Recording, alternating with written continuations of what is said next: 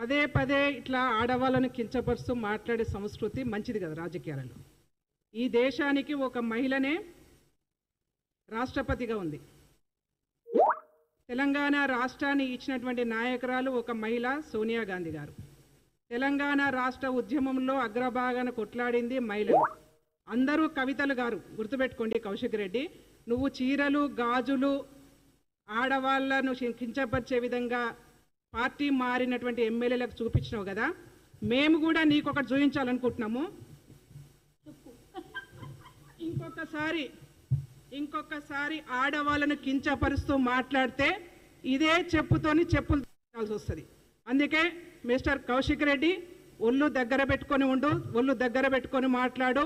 ఆడవాళ్ళను కించపరిచే విధంగా టీఆర్ఎస్ నాయకులు బీఆర్ఎస్ నాయకులు పదే పదే మాట్లాడుతున్నారు కాబట్టి ఇవాళ మేము ఈ సిచ్యువేషన్కి వస్తూ ఉన్నాం. కాబట్టి ఇంకొకసారి మాట్లాడొద్దని చెప్పేసి హెచ్చరిక జారీ చేస్తూ ఉన్నాం.